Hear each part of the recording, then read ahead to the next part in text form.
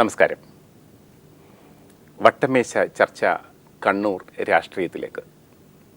കണ്ണൂർ രാഷ്ട്രീയം എപ്പോഴും കേരളത്തിലെ പൊതുവായ രാഷ്ട്രീയത്തിൽ നിന്ന് വേറിട്ട് നിൽക്കുന്ന ഒരു രാഷ്ട്രീയമാണ്.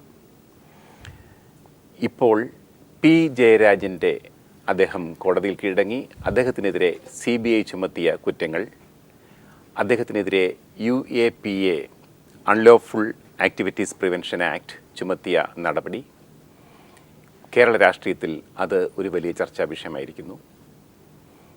ഈ വിഷയത്തെക്കുറിച്ചും ഇതുമായി ബന്ധപ്പെട്ട മറ്റനേകം പ്രശ്നങ്ങളിലേക്കും ഇന്ന് വട്ടമേശ കടക്കുകയാണ്. ചർച്ചയിൽ പങ്കെടുക്കുന്നത് DYFI സംസ്ഥാന സെക്രട്ടറി M. സ്വരാജ്, BJP സംസ്ഥാന secretary VV Rajesh, Congress MLA Sunny Joseph, രാഷ്ട്രീയ നിരീക്ഷകനും ചലച്ചിത്ര സംവിധായകനുമായ B. ഉണ്ണികൃഷ്ണൻ. സ്വരാജിൻ്റെ ഒരു CPM വേർഷൻ എന്താ ഈ വിഷയത്തെക്കുറിച്ച്? ജയരാജൻ കീഴടങ്ങി, അത് CPM-നെ പ്രത്യേകിച്ച് തെരഞ്ഞെടുപ്പ് അടുത്തിരിക്കുമ്പോൾ CPM-നെ വല്ലാതെ അലട്ടുന്ന പ്രശ്നമാണ്. എന്താണ് താങ്കളുടെ കാഴ്ചപ്പാട് അതേക്കുറിച്ച്? രാഷ്ട്രീയ പ്രവർത്തനത്തിൻ്റെ ഭാഗമായി കൊലപാതകങ്ങൾ ഉണ്ടാവുക എന്നത് നിർഭാഗ്യകരമാണ്. പക്ഷേ കേരളത്തിൽ അത് തീർത്തും അപൂർവമായൊരു സംഭവമല്ല. തുടക്കത്തിൽ നിങ്ങൾ സൂചിപ്പിച്ചു കണ്ണൂരിൻ്റെ ഒരു പ്രത്യേകതയെക്കുറിച്ച്. എനിക്ക് അങ്ങനെ തോന്നുന്നില്ല. കേരളത്തിൽ ഒട്ടുമിക്ക സ്ഥലത്തും ഇടയ്ക്കിടെ ഇങ്ങനെയൊക്കെ ഉണ്ടാവാറുണ്ട്. ഇവിടെ നമ്മൾ ചർച്ച ചെയ്യുന്ന വിഷയം കതിരൂരിൽ മനോജ് എന്ന് പറയുന്ന ഒരു RSS പ്രവർത്തകൻ കൊല്ലപ്പെട്ട സംഭവവുമായി ഉയർന്നു വന്ന കേസന്വേഷണവും തുടർ നടപടികളുമാണ്. കൊല്ലപ്പെട്ടയാൾ ആരുമാവട്ടെ, അതിനെ തുറന്ന് അപലപിക്കുന്ന നിലയാണ് ഞങ്ങളെന്നും സ്വീകരിച്ചിട്ടുള്ളത്. പക്ഷേ വസ്തുത സത്യമല്ലാതാവില്ല. കൊല്ലപ്പെട്ട മനോജ് ഒരു കൊലക്കേസിൽ ശിക്ഷിക്കപ്പെട്ടയാളും നിരവധി കൊലക്കേസുകൾ പ്രതിയായി ശിക്ഷ കാത്തിരിക്കുന്ന ആളുമായിരുന്നു. പക്ഷെ അതൊരു കാരണമല്ല. അല്ല, ഞാൻ പറയുന്നത് അങ്ങനെ ഏകപക്ഷീയമായ ആക്രമണങ്ങൾക്കും കൊലപാതകങ്ങൾക്കും നേതൃത്വം കൊടുക്കുന്ന പലരും ആക്രമിക്കപ്പെട്ടിട്ടുണ്ട്. ഞാൻ പറയുന്നത് ഇങ്ങനെയൊക്കെ ആണെങ്കിലും അദ്ദേഹം കൊല്ലപ്പെടാൻ പാടില്ല, ആക്രമിക്കപ്പെടാൻ പാടില്ല. നീതി നിയമ സംവിധാനങ്ങൾക്ക് അനുസൃതമായി അതിൻ്റെ ഭാഗമായി തന്നെ വിധി എഴുതേണ്ട സംഭവമാണ്. പക്ഷെ നിർഭാഗ്യവശാൽ അദ്ദേഹം കൊല്ലപ്പെട്ടു. ആ സംഭവത്തിൻ്റെ പേരിൽ ഉള്ള കേസന്വേഷണത്തിൻ്റെ തുടർച്ചയിലാണ് CBIയെ കേസ് ഏൽപ്പിക്കുന്നതും UAPA ചുമത്തുന്നതും ഗൂഢാലോചന പ്രത്യേകമായി അന്വേഷിക്കുന്നതും P. ജയരാജനെ ഇപ്പോൾ പ്രതി ചേർത്തിട്ടുള്ളതും ഇപ്പോൾ അദ്ദേഹത്തെ റിമാൻഡ് ചെയ്തിട്ടുള്ളതും. ഇതിൻ്റെ പിന്നിലുള്ളത് നഗ്നമായ ഗൂഢാലോചനയാണ്. രാഷ്ട്രീയ താല്പര്യങ്ങളെ മുൻനിർത്തിക്കൊണ്ടുള്ള അധമ പ്രവൃത്തിയാണ് അവിടെ നടക്കുന്നത്. ഇപ്പോൾ സമീപ സമയത്ത് തന്നെ ഉണ്ടായ 2 കൊലപാതകങ്ങൾ, ഒന്ന് പ്രേമൻ കൊലപാതകവും വിനോദൻ കൊലപാതകവും. അതിൻ്റെ ഗൂഢാലോചനാ ഭാഗം അന്വേഷിച്ചിട്ടേ ഇല്ല. ഒട്ടുമിക്ക കൊലപാതകങ്ങൾ എടുത്താലും അതിലൊരു ഗൂഢാലോചനയുണ്ട്. എന്നാൽ അത് അന്വേഷിക്കണമെന്ന് കേരളത്തിലെ ഗവൺമെൻറ്റിന് തോന്നിയില്ല.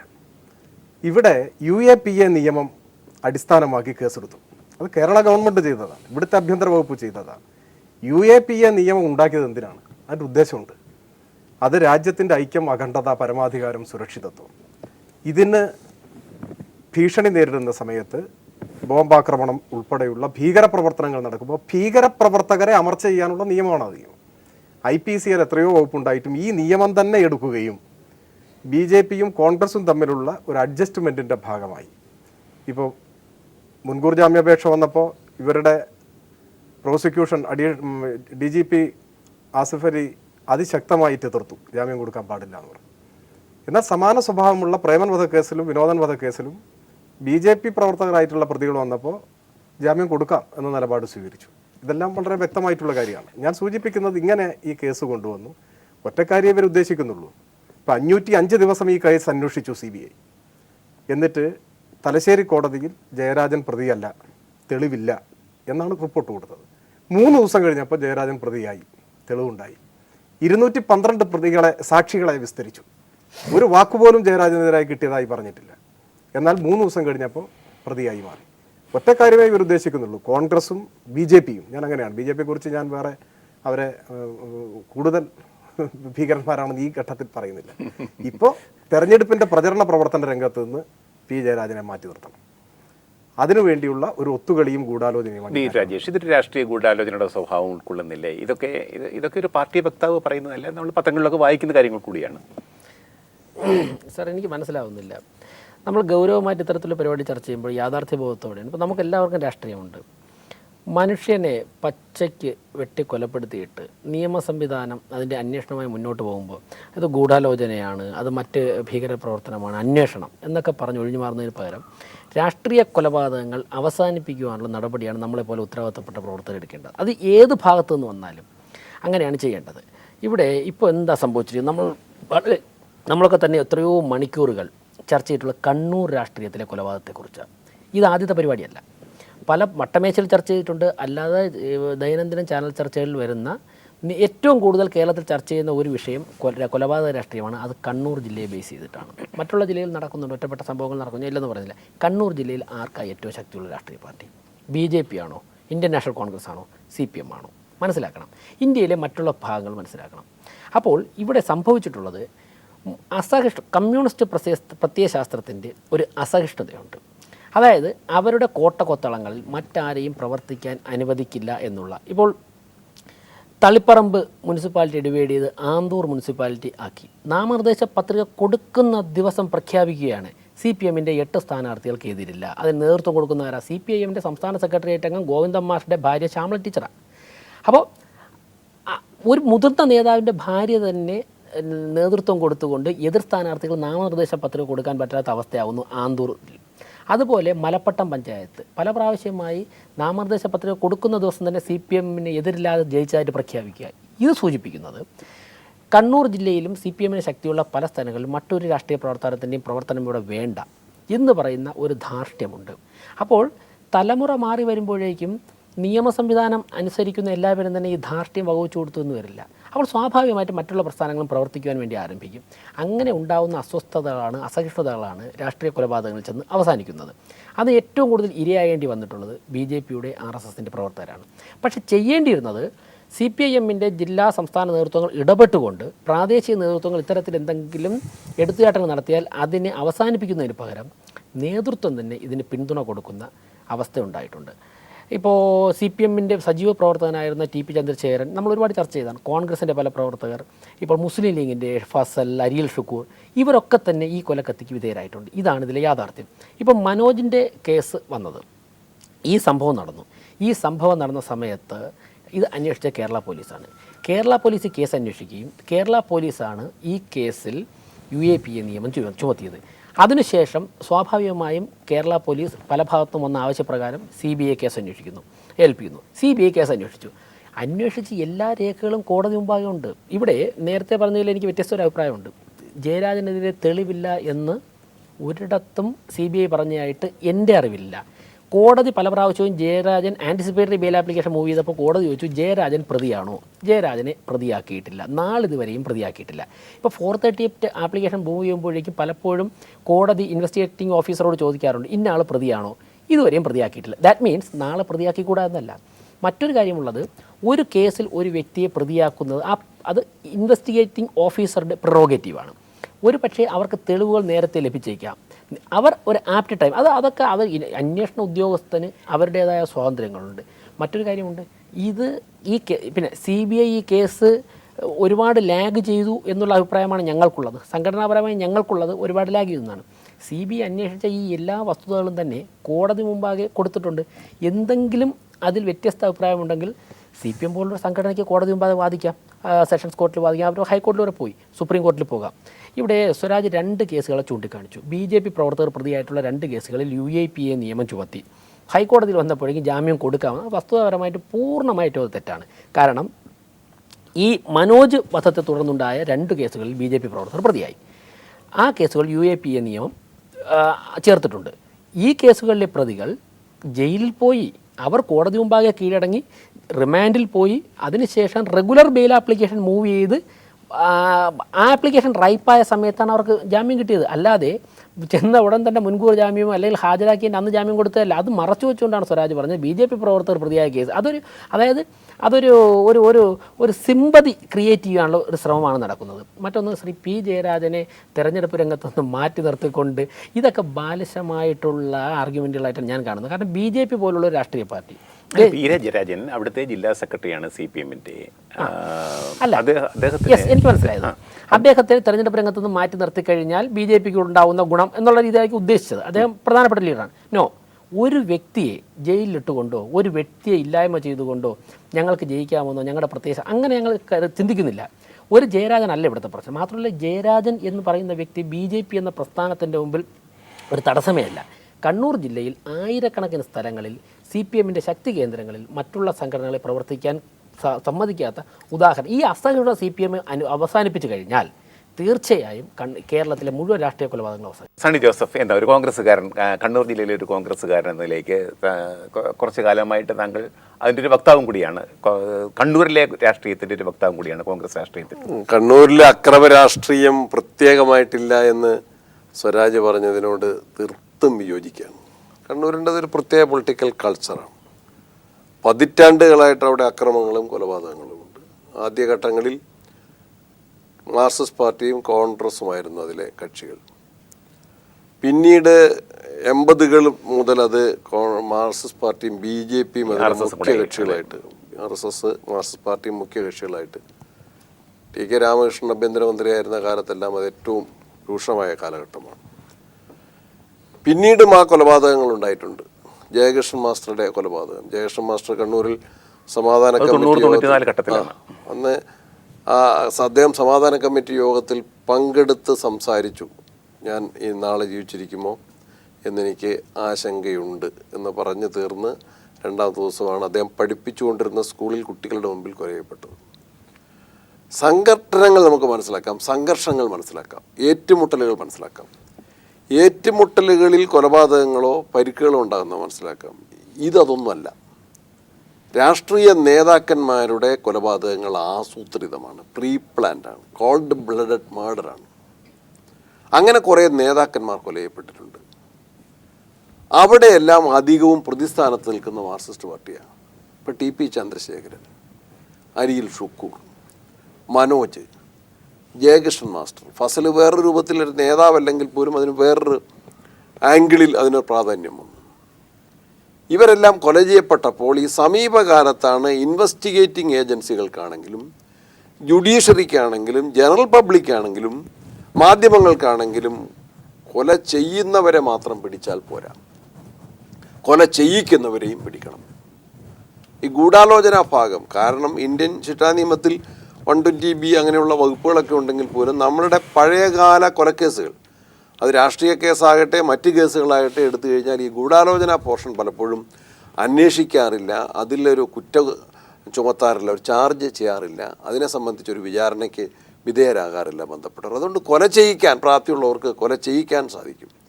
ഇവിടെ സമീപകാലത്താണ് കൊല്ലുന്നവർ മാത്രമല്ല കൊല്ലിക്കുന്നവരും പിടിക്കപ്പെടണം എന്ന ഒരു ടെൻഡൻസി, ഒരാവശ്യം ഉയർന്നു വന്നിട്ടുള്ളത്.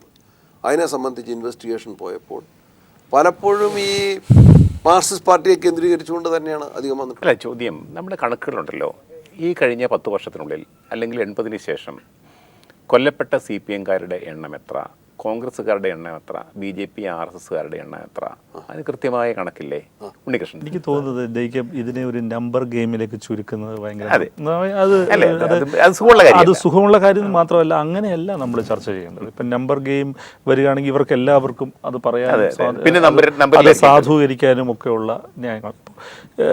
സ്വരാജിൻ്റെ ആയാലും പിന്നെ രാജേഷിൻ്റെ ആയാലും ശ്രീ സണ്ണി ജോസഫിൻ്റെ ആയാലും ഒക്കെ അവർ പ്രതിനിധീകരിക്കുന്ന രാഷ്ട്രീയ പാർട്ടിയുടെയും കൂടി ഒരു സംഗതിയാണ്. എനിക്ക് കൃത്യമായ രാഷ്ട്രീയമുള്ള ആളാണ് ഞാൻ.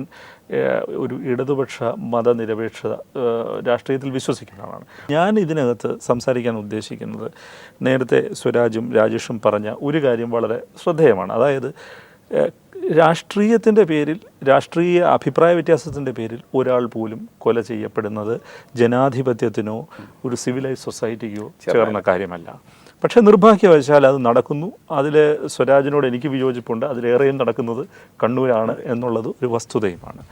രണ്ടാമത്തെ സംഗതി, അങ്ങനെ ഒരു സംഗതി വരുമ്പോൾ രാഷ്ട്രീയ നേതൃത്വങ്ങൾ തന്നെ, അത് BJPയുടേതായാലും CPMൻ്റേതായാലും ഇടപെടുകയും അതിന് അത്തരം പ്രവർത്തനങ്ങളെ അവരുടെ രാഷ്ട്രീയ പദ്ധതിയിൽ നിന്ന് പാടെ നിർമ്മാർജ്ജനം ചെയ്യേണ്ട ഒരു ഉത്തരവാദിത്വം, ഭാരിച്ച ഉത്തരവാദിത്വം അവർക്കുണ്ട്.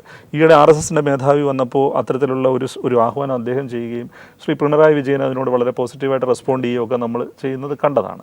പക്ഷേ അവിടെയും ഇവർ പരസ്പരം സംശയിക്കുന്നു എന്നുള്ളതാണ് ഉദ്ദേശശുദ്ധിയെക്കുറിച്ച്. അത് എന്തെങ്കിലും ആവട്ടെ.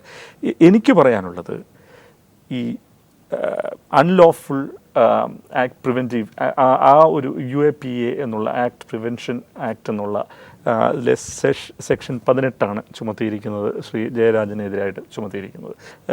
ഇതിനകത്ത് വളരെ സ്പെസിഫിക് ആയിട്ട് 2 തവണ ഉപയോഗിക്കുന്ന വാക്ക് ടെററിസ്റ്റ് ആക്ട് എന്നാണ്. അപ്പോൾ പി ജയരാജനെ പോലെ ദീർഘകാലം രാഷ്ട്രീയ പ്രവർത്തന പാരമ്പര്യമുള്ള ഒരാൾ, മുഖ്യധാര രാഷ്ട്രീയത്തിൻ്റെ ഭാഗമായി നിൽക്കുന്ന ആൾ, ഇടതുപക്ഷ പ്രസ്ഥാനത്തിൻ്റെ ഏറ്റവും മുൻനിര നേതാക്കളിലായ ഒരാൾ, ഞാൻ അറിയുന്ന പി ജയരാജൻ തികച്ചും സംശുദ്ധമായ വ്യക്തിത്വത്തിന് ഉടമയായിട്ടുള്ള ആളാണ്. അദ്ദേഹത്തിൻ്റെ ഈ ഗൂഢാലോചനയിൽ പാർട്ടാണോ അല്ലയോ എന്നുള്ളതിലൊന്നും എനിക്ക് കമൻറ്റ് ചെയ്യാനില്ല.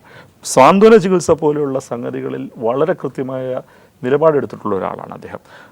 ഇത് BJP നേതാവിനെയായാലും CPM നേതാവിനെയായാലും ഒരു ഇൻവെസ്റ്റിഗേഷൻ ഏജൻസി പ്രീ കൺസീവ്ഡ് നോഷനോടുകൂടി ഒരു രാഷ്ട്രീയ കൊലപാതകത്തെ ടെററിസ്റ്റ് ആക്റ്റായി കാണുകയും UAPA ചുമത്തുകയും ചെയ്യുന്നത് തികഞ്ഞ മനുഷ്യാവകാശ ലംഘനമാണെന്നാണ് ഞാൻ വിശ്വസിക്കുന്നത്.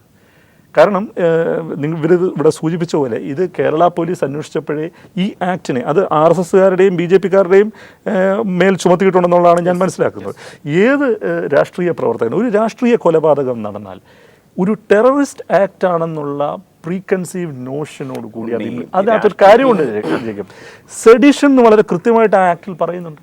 രാജ്യത്തിൻ്റെ അഖണ്ഡതയെ ചോദ്യം ചെയ്യുന്നു എന്നുള്ളതാണ് ഒരു ടെററിസ്റ്റ് ആക്ടിൻ്റെ മാനദണ്ഡം. പക്ഷേ ഇവിടെ എന്താ സംഭവിക്കുന്നത്? ഇവിടെ രാഷ്ട്രീയ വൈരത്തിൻ്റെ മുകളിൽ ഒരു കൊലപാതകം നടക്കുന്നു. അത് നിർഭാഗ്യകരമാണ്. അതിന് സുരാജ് ചൂണ്ടിക്കാണിച്ച പോലെ ഇന്ത്യൻ പീനൽ കോഡിൽ ഒരുപാട് വകുപ്പുകളുണ്ട്. പക്ഷേ ഇത് ഒരുതരം സൈലൻസിങ് ദി അതർ എന്ന് പറയുന്ന ഒരു സംഗതിയുണ്ട്. അതായത് എതിർ ശബ്ദങ്ങളെ പാടെ നിശബ്ദമാക്കുക എന്ന് പറയുന്നൊരു സംഗതിയുണ്ട്. ഇത് അധികാരം എപ്പോഴും ഉപയോഗിക്കുന്ന ഒരു സംഗതിയാണ്. സ്വേച്ഛാധിപത്യത്തിലേക്ക് പോകുന്ന ഒരു അധികാരം എപ്പോഴും ഉപയോഗിക്കുന്ന സംഗതിയാണ്. അങ്ങനെ ഉപയോഗിക്കുന്ന സംഗതിയുടെ ഒരു മർദ്ദകോപാധികളായിട്ട് പോലീസും അന്വേഷണ ഏജൻസികളും മാറുന്നുണ്ട്. ഈ ഛത്തീസ്ഗഡിൽ തന്നെ അജയൻ എന്ന് പറയുന്ന ഒരു ഫിലിം മേക്കറിനെ 2008 അറസ്റ്റ് ചെയ്ത സംഭവം ജയിക്കപ്പോൾ ഓർക്കുന്നുണ്ടായിരിക്കാം. അദ്ദേഹം ആദിവാസികളുടെ ഇടയിൽ പ്രവർത്തിച്ചിരുന്ന ഒരു ഡോക്യുമെൻ്ററി ഫിലിം മേക്കറാണ്. മാവോയിസ്റ്റുകളിൽ നിന്ന് ഭീഷണി നേരിട്ട ആളാണ്. അദ്ദേഹത്തിൻ്റെ ക്യാമറ മാവോയിസ്റ്റുകൾ എടുത്തുകൊണ്ട് പോയി. അതിനെതിരെയാണ് അദ്ദേഹം ഒരു പോലീസ് കംപ്ലയിൻറ്റ് കൊടുത്തത്. എന്നിട്ട് അവിടുത്തെ ഒരു മാവോയിസ്റ്റ് ഔട്ട്ഫിറ്റ് നേതാവിൻ്റെ അടുത്ത് അദ്ദേഹം ഒരു കത്തെഴുതി, എൻ്റെ ക്യാമറ തിരിച്ചു വേണമെന്നുള്ളത്. ഇത് തെളിവായി സ്വീകരിച്ചുകൊണ്ട് അദ്ദേഹത്തിനെതിരെ ഈ നിയമം ചുമത്തിക്കൊണ്ട് അദ്ദേഹത്തിനെ ബിനായക് സിംഗിനെ പോലെ അകത്തിട്ടു. ഛത്തീസ്ഗഡ് സർക്കാർ എന്ന് പറയുന്നത് അങ്ങേക്ക് അറിയാവുന്ന പോലെ ആ പീരീഡിൽ BJP സർക്കാരാണ്. ഇത് BJP സർക്കാരായാലും ഇടതുപക്ഷ സർക്കാരായാലും കോൺഗ്രസിൻ്റെ സർക്കാരായാലും UAPA യാതൊരു വിധത്തിലുള്ള വിവേചനവും ഇല്ലാതെ എടുത്ത് പ്രയോഗിക്കുക എന്നുള്ളത് മുഖ്യധാര രാഷ്ട്രീയ പ്രവർത്തകരായ നിങ്ങൾക്ക് തന്നെ ബൂമറാങ്ങായിട്ട് തിരിച്ചു വരും എന്നാണ് എനിക്ക്. എന്താ കണ്ണൂരിലെ സംഭവം? ഇപ്പോൾ ആന്തൂർ മുനിസിപ്പാലിറ്റി പറഞ്ഞു. ആന്തൂർ മുനിസിപ്പാലിറ്റി തളിപ്പറമ്പിൻ്റെ ഭാഗമായി നിൽക്കുമ്പോഴും അവിടെ ഇതേ അവസ്ഥയാണ്. ഞങ്ങൾക്കെതിരായി മത്സരിക്കാൻ BJPയുടെ ഒരു സ്ഥാനാർത്ഥി ഉണ്ടെങ്കിൽ ആ സ്ഥാനാർത്ഥിയെ നോമിനേഷൻ കൊടുക്കാൻ സമ്മതിക്കുന്നില്ല എന്നാണ് ആക്ഷേപമെങ്കിൽ നിങ്ങൾ പറ, ഞങ്ങൾ സംരക്ഷണം നൽകാൻ പോയിട്ട് കൊടുക്കാൻ. നിങ്ങൾക്കൊരു സ്ഥാനാർത്ഥിയെ ഉണ്ടാക്കി തരേണ്ട ഉത്തരവാദിത്തം ഞങ്ങൾക്കില്ല.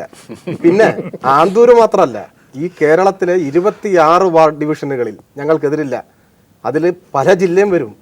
അപ്പോൾ എല്ലാ സ്ഥലത്തും പാർട്ടികൾക്ക് ഒരേ സ്വാധീനമല്ല ഉള്ളത്. എതിരില്ലാതെ ജയിക്കുന്നത് മത്സരിക്കാൻ ആളില്ലാത്തതുകൊണ്ടാണ്. അല്ല ഞങ്ങൾ പേടിപ്പിച്ച് കഴിഞ്ഞാൽ ഇവർ നോമിനേഷൻ കൊടുക്കാതിരിക്കും. ഇവർ സ്വാധീനം ഉള്ളിടത്താണോ കേരളത്തിൽ എല്ലായിടത്തും നോമിനേഷൻ കൊടുക്കുന്നത്? അപ്പോൾ അത് വില കുറഞ്ഞ അത്ര ന്യായങ്ങൾ പറയരുത് ദയവായിട്ട്. 2, കണ്ണൂരിലെ സ്വാധീനം കൂടുതൽ ഞങ്ങൾക്കുണ്ട്. കൊന്നവരുടെ നമ്പർ കൊണ്ട് പറയണ്ടെന്ന് പറഞ്ഞു, ഞാൻ ആഗ്രഹിക്കുന്നില്ല. പക്ഷെ നിങ്ങളൊന്ന് നോക്ക്, ഞങ്ങൾക്ക് നഷ്ടപ്പെട്ടതിൻ്റെ 4/1 ഇവിടെ ഏതെങ്കിലും ഒരു പാർട്ടിക്ക് പ്രവർത്തകരെ നഷ്ടപ്പെട്ടിട്ടുണ്ടോ? സണ്ണി ജോസഫ് പറയുമ്പോൾ എനിക്ക് വളരെ ദുഃഖമുണ്ട്. എന്താണെന്നറിയോ? നിങ്ങളെപ്പോലൊരു നിയമസഭാ സാമാജികൻ എല്ലാ ആക്രമണങ്ങളെയും കൊലപാതകങ്ങളെയും തള്ളിപ്പറയാനുള്ള ആർജവം കാണിക്കണമായിരുന്നു. ഞാനതാണ് കാണിച്ചത്. അത് TP ചന്ദ്രശേഖരൻ കൊല്ലപ്പെട്ടാലും ഷുക്കൂർ കൊല്ലപ്പെട്ടാലും മറ്റൊരാൾ കൊല്ലപ്പെട്ടാലും തെറ്റ്. നമ്മുടെ ഒരു സഹജീവി എന്തിൻ്റെ പേരിലായാലും കൊല്ലപ്പെടരുത്. ഞാൻ എല്ലാത്തിനെയും അപലപിക്കുന്നു. പക്ഷെ നിങ്ങൾക്ക് ഈ പേര് മാത്രമേ അറിയുള്ളൂ, വേറെ പേരൊന്നും അറിയില്ലേ? ഇന്ത്യ രാജ്യത്ത് ആദ്യമായിട്ടൊരു MLA കൊല്ലപ്പെട്ടത് ഇവിടെയാ, ബീഹാറിലല്ല, UPയിലല്ല. അറിയാമല്ലോ ആരാന്ന്. അതിലെ 1ാം പ്രതിയായിട്ട് ജയിലിൽ കിടന്ന ആളെ ഞങ്ങൾ തിരിച്ചു കൊണ്ടിരുന്നെങ്കിൽ ഇന്ന് വൈദ്യുതി വകുപ്പിനും മന്ത്രിയെ വേറെ അന്വേഷിക്കേണ്ടി വരുമായിരുന്നു. ഇന്ത്യയിൽ ആദ്യമായി ഒരു മുൻ MLA കൊല്ലപ്പെട്ടത് ഈ കേരളത്തിലാ. ആരാ? അബ്ദുൽ ഖാദർ, നിങ്ങളുടെ DCC പ്രസിഡന്റ്. നിങ്ങളെ പാർട്ടി വിട്ട് CPM ചേർന്നപ്പോൾ വെടിവെച്ചാ കൊന്നത് കൊടുങ്ങല്ലൂർ MLA ആയിരുന്നു. ഇന്ത്യയിൽ ആദ്യമായി ഒരു പഞ്ചായത്ത് മെമ്പർ കൊല്ലപ്പെട്ടത് ഈ കേരളത്തിലാ, രാമന്തളി, നിങ്ങളുടെ നാട്ടിൽ, OK കുഞ്ഞിക്കണ്ണൻ. ഇന്ത്യയിൽ ആദ്യമായിട്ടൊരു മുനിസിപ്പൽ ചെയർമാൻ കൊല്ലപ്പെട്ടത് കേരളത്തിലാണ്. എല്ലാം ഇവരും ഒന്നൊന്നുമല്ല ഞാൻ പറയുന്നത്. അല്ല, നിങ്ങളുണ്ട്, ഇവരുണ്ട്, ലീഗുണ്ട്, എല്ലാം ഉണ്ട്. KP വത്സരൻ 10 കൊല്ലമേ ആയുള്ളൂ. ഇന്ത്യയിൽ ആദ്യമായി ഒരു ജില്ലാ പഞ്ചായത്ത് മെമ്പർ കൊല്ലപ്പെട്ടത് കേരളത്തിലാണ്. ഇതൊക്കെ ഞങ്ങളാ കൊല്ലപ്പെട്ടത്. ഇടയ്ക്ക് തിരിച്ചടി ഉണ്ടായിട്ടില്ലേ? ഉണ്ട്. ഞങ്ങളുടെ പ്രവർത്തകരുടെ കൈകൊണ്ട് നിങ്ങൾ കൊല്ലപ്പെട്ടിട്ടില്ലേ? ഉണ്ട്. ഇതൊന്നും ഉണ്ടാവാൻ പാടില്ല. ഇതിനെതിരെ നല്ല ജാഗ്രതയും അക്രമത്തിനെതിരായിട്ടുള്ള നല്ല ശക്തമായ ഇടപെടലും നടത്താൻ എല്ലാ രാഷ്ട്രീയ നേതൃത്വവും ശ്രമിക്കണം. ഞാനിപ്പോൾ സാന്ദർഭികമായിട്ട് ഓർക്കുന്നൊരു കാര്യം എന്താ അറിയും, ശ്രീ സണ്ണി ജോസഫ് കണ്ണൂർ DCCയുടെ സെക്രട്ടറി ആയിരിക്കുമ്പോൾ, കെ സുധാകരൻ പ്രസിഡന്റ് ആയിരിക്കുമ്പോൾ നിങ്ങളുടെ ഇന്ത്യ ടുഡേയിൽ ഒരു ഇന്റർവ്യൂ വന്നു, ഓർമ്മ ഉണ്ടാവുമല്ലോ? ഞാനല്ലേ എഴുതിയത്. ആ, അതെന്നെ ഓർപ്പിച്ച്. നാരായണൻകുട്ടി അറിയാലോ എന്തായിരുന്നു പറഞ്ഞത്? DCC ഓഫീസിനകത്ത് ബോംബിന്റെ ശേഖരം വെച്ചിട്ട് ഞങ്ങളുടെ കയ്യിൽ പലതരം ബോംബുണ്ട്, പൊട്ടിയാൽ പുക വരുന്ന ബോംബ്, അത് ആളെ പേടിപ്പിക്കാൻ, അപകടമില്ല, ഇത് ആളുടെ ജീവൻ പോകുന്ന ബോംബ് കാണിച്ചതാ. എന്നിട്ട് ഇങ്ങനെ ഞങ്ങളൊന്നും അറിയില്ല രാമനാരായണ, ഇതെല്ലാം CPMന്റെ പറയരുത്. ഇപ്പോൾ ഇവിടെ പറഞ്ഞു, ഞാൻ പറയട്ടെ രാജേഷിനോട്, രാജേഷിൻ്റെ ഒരു പ്രവർത്തകൻ കൊല്ലപ്പെട്ടാലും ഞങ്ങളുടെ ഒരു പ്രവർത്തകൻ കൊല്ലപ്പെട്ടാലും ഒന്നിലും അല്ലാത്തൊരാൾ കൊല്ലപ്പെട്ടാലും മനസ്സ് വിഷമിക്കുന്ന ആളാണ് ഞാൻ. അങ്ങനെ ആയിരിക്കും നമ്മളെല്ലാം എന്നാണ് ഞാൻ കരുതുന്നത്. എന്തേ നിങ്ങൾക്ക് അപലപിക്കണം തോന്നിയില്ല? ഈ തിരുവനന്തപുരത്ത് ITI വിദ്യാർത്ഥി സജുൻ ഷാഹുലിനെ ബോംബ് എറിഞ്ഞാ കൊന്നത്, തള്ളി പറഞ്ഞിട്ടില്ലല്ലോ. UAPA ചേർക്കണം തോന്നിയില്ലല്ലോ. ബോംബ് സ്ഫോടനം ഉണ്ടായി. മകനോടുള്ള ദേഷ്യത്തിന് അച്ഛനെ വെട്ടിക്കൊന്നു. ലോകത്തിലെവിടെയെങ്കിലും ഉണ്ടോ നാരായണൻ നായർ? ഈ തിരുവനന്തപുരത്ത് കാട്ടാക്കടയിൽ എന്തെന്ത് സംഭവങ്ങൾ നമ്മൾ കണ്ടു. ഈ സമീപ നാളുകളിലുണ്ടായ സംഭവങ്ങൾ എത്ര. അപ്പൊ ഞാൻ പറയുന്നത്, ഈ എല്ലാ ആക്രമണങ്ങളെയും തള്ളി പറയുക. ഇതില് പിന്നെ ജയരാജന് BJPക്ക് തടസ്സമല്ല എന്ന് പറഞ്ഞു. തടസ്സമല്ല നിങ്ങൾ പറഞ്ഞല്ല. പിന്നെ അദ്ദേഹത്തുള്ള സ്നേഹം കൊണ്ടായിരിക്കും. ഒരു കയ്യിൽ വിരലുള്ള ഒരു കൈ അനക്കാനും പറ്റില്ല. തിരുവോണ ദിവസം വെട്ടി നുറുക്കാൻ ശ്രമിച്ച എന്താ സ്നേഹം കൊണ്ടാ? അല്ലല്ലോ. പിന്നെ ഗൂഢാലോചനയുടെ പാർട്ട് അന്വേഷിക്കണമെങ്കിൽ പുറത്ത് പുതിയ വിവരങ്ങളും വരുന്നുണ്ട്. കെ സുധാകരന്റെ സന്തത സഹചാരിയായിരുന്ന പ്രകാശ് ബാബു വെളിപ്പെടുത്തിയ എന്താ, സേവറി ഹോട്ടലിൽ ബോംബ് എറിഞ്ഞിട്ട് നാണുവട്ടം മരിച്ചത്. പുതിയ വെളിപ്പെടുത്തൽ വന്നു, അവിടെ ബോംബുണ്ട്. ഒരു UAPA ഇട്ടിട്ട് നമുക്ക് അന്വേഷിച്ചുകൂടെ കേസ്? കേരളത്തിൽ ആദ്യമായി, ഇതും കൂടി പറഞ്ഞു നിർത്തുക, കേരളത്തിൽ ആദ്യമായി ഒരു മനുഷ്യനെ ബോംബ് എറിഞ്ഞു വന്നു ആരാന്നറിയുന്നു? ബഹുമാന്യനായ സണ്ണി ജോസഫിന്റെ സഹപ്രവർത്തകൻ ബമ്പറം ദിവാകരൻ കുളങ്ങരയത്ത് രാഘവനെയാണ്. കേസിൽ കോടതി ശിക്ഷിച്ചു, ശിക്ഷ അനുഭവിച്ചു. അനുഭവിച്ച നേതാവ് ഇപ്പോഴും നേതാവായി. ഇനി ദയവായിട്ട് ഒരു കാര്യത്തിലെങ്കിലും ഏറ്റവും പുറകിലാണ് ഞങ്ങളെന്ന് പറയാൻ ഇവർ മത്സരിക്കുന്ന കാണുന്നത് ഒരു രസമുള്ള രാജേഷ്, അടുത്ത എപ്പിസോഡിൽ ബാക്കി കാര്യങ്ങൾ ചർച്ച ചെയ്യാം. പി ജയരാജന് എതിരെ കണ്ണൂരിലെ CBI ചുമത്തിയിരിക്കുന്ന ഗൂഢാലോചന കുറ്റം, UAPA നിയമം, ഇതേക്കുറിച്ചുള്ള ചർച്ചയാണ് കണ്ണൂർ രാഷ്ട്രീയത്തിൻ്റെ സ്ഥിതി. ഈ ചർച്ചയുടെ അടുത്ത ഭാഗം അടുത്ത ആഴ്ച ഇതേ സമയത്ത്.